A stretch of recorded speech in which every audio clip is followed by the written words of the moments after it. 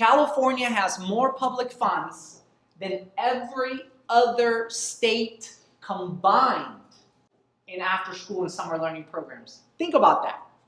But you know what? Here's the reality. We do serve 500,000 kids every day. We do have 4,500 programs. But you know what I see instead? I see that in every school that has 500 kids in that school site, only 84 of them, actually 83.4, get to come to your after-school program. Why? Not enough funding, right? So when we talk about funding and sustainability, this is when it gets real. Yes, we have all this and we need to be really grateful, but there's a lot more work to be done. So today I'm here to just really give you a couple of tips and tools to think about how do we start this?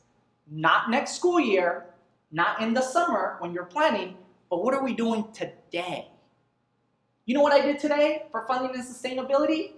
I posted Chris's message on a YouTube channel.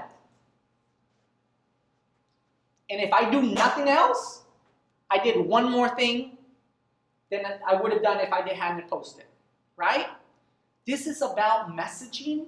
This is about putting our message out there. 4 weeks ago, our president put out his proposed budget. You heard about it, right? It was going to cut after-school programs, they said. And then this whole thing turned into a whole bunch, which I was very proud.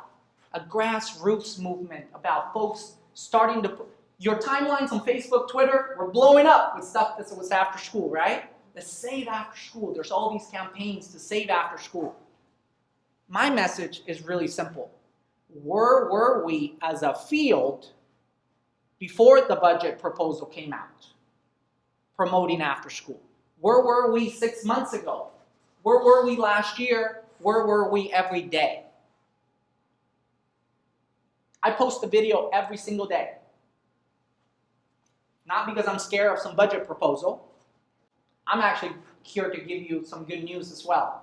Just yesterday it was announced that 21st Century will not get cut for this fiscal year 17. As a matter of fact, it got increased by $25 million for this fiscal year 17, but the conversation continues for the year 18 and beyond.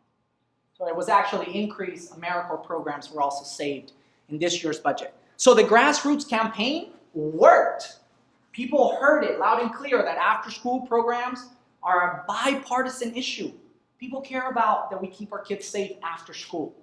People care that we provide them with enrichment opportunities that they otherwise may not get anywhere else. People care that you feed them a healthy snack and or meal. People care. But why does it take a scare to get us to care? And more importantly, to get other people to care. So this is what I'm really, really hoping that you take away from this message. If we continue to talk to each other, like if I tell you how important after school is, guess what? You're already bought in. I don't have to convince you. That's why you decided to show up this morning. How do we get the people who aren't in our tribe to buy in? Local businesses, school boards, our parents, our families, families that don't have kids, families that don't have kids in public school, families that don't have kids in public school that have an after-school program, legislators and others. How do we get people that aren't in this world of expanded learning to believe that what we're doing works? This hashtag after school works, right?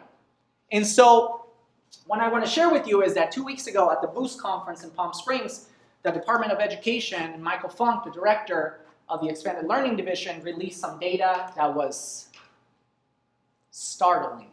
And I say that because we've never had this data before. It was the first time in history that the After School Division, or now the Expanded Learning Division, has had their hands on this data. We know that these numbers are true, but what we didn't know before until now is that last year we actually served 860,000 young people in our after-school programs. 860,000 kids. You know there's turnover and stuff, right? Some of you are dealing with staff turnover these days. How do we address that, right? 806,000 kids. And we know that we also serve the kids and also their families, right? So we serve a whole bunch of people. Here's the startling piece for me. The one thing you may not know about me is I lead a couple of initiatives around the country. One, I lead the Healthy Behaviors Initiative, that is all about embedding nutrition, physical activity, and food security into after-school programs. And then the other initiative I lead is President Obama's My Brother's Keeper initiative, which is all about changing the narrative of boys and young men of color. And so when we got that data, I was like, wow, close to 1 million kids. Think about that. I went home feeling like, woo! And then I was like, why is there so much turnover? But out of those 860,000 kids, 88.5% of those students are students of color. 88.5. How are we best serving those students? Do our staff, do our workforce represent the students that we serve? Do they come from the same neighborhoods? Do they speak the same language? Do we make our curriculum relatable to those students that we serve? We know this to be true because the parents, they stop coming through the front door of the school office. You've seen them. They go by the school office and they go, and then they go to you, the after school world. And they come with your light bill and they say, hey, can you translate this for me? And they say stuff like, hey, what did that teacher say about my kid? What do you mean that teacher, Mrs. Johnson? No, yes, that teacher. You are their trusted source. Let me tell you why you matter so much. 860,000 kids, 500,000 every single day. Whoever in the field, do we agree here in this room that the most important person in this whole thing is that child that attends your program? We're clear on that, right? He or she who is closest to the most important person in after school is the most important person that supports them. But you know who has access to all of these people in between? It's you. Every day, you literally can pick up the phone and call anybody in that food chain. From the students, the families, your staff, your site coordinators, the school principal, school board members, your families. You have access to all of them. So now the question becomes, what do we say to them when we call them? So I want to share this story because I think it's important. That's me 20 years ago when I was teaching a kindergarten class in Sacramento in my local after-school program. I know, my hair has changed a little bit. And back then, in 1997, 1998, I didn't think I was anybody to speak to anybody about after school. There's somebody else who takes care of fundraising. There's someone else that takes care of speaking to parents. There's someone else there that speaks to the principal. I didn't have that voice to be able to speak to all the stakeholders. But you know who had all the stories about those kids right there? The good stories. You know when you're going to write that grant and you hire a grant writer and they write a phenomenal grant, but it's not even about your schools? And then you get your site coordinator to write some phenomenal stories and it has nothing to do with the RFP or the request for a proposal, and somehow you need to mesh those two together, right? So back then, all I used to tell is I used to go home and tell my friends all the great stories of after school. What happened to me that day. That probably happens to some of you now. When you get home at 6:30 or 7 or whenever it is you go home, you probably have your significant other that you spend the first 45 minutes telling them what so-and-so did to you at your office, right? And we even have nicknames of what that so-and-so means, and you have a code for that person. And everybody has that one person in their office that you go, man, if she says one more thing to me, I swear. And if you can't think of who that is, it's probably you.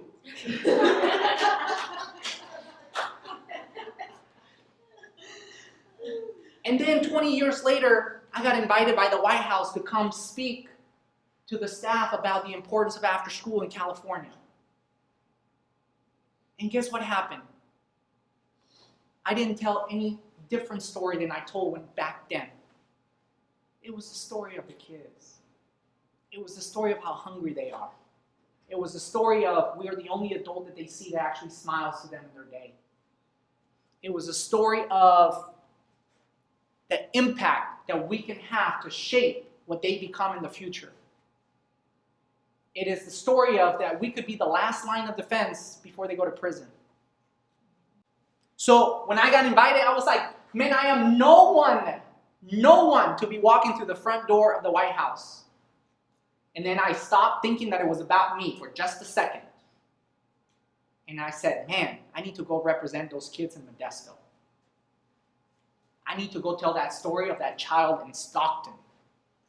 And if you're not visiting the programs, then what story do we have to share? I'm here today. You know why? Because your story matters. Because when we're out in different tables and different meetings, that's the story that we tell. This story right here. That's why this matters.